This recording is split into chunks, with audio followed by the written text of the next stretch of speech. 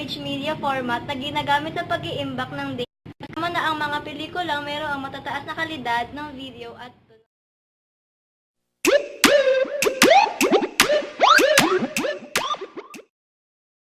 Ang floppy disk drive ay isang tambakan ng mga datos kung saan ito ay napapabilang sa sekundaryang imbakan.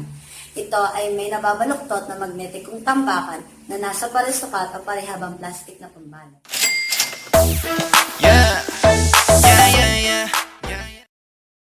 ODD or Optical Disk Drive is a disk drive that uses laser light or electromagnetic waves within or near the visible light spectrum as part of the process of reading or writing data to or from optical disks.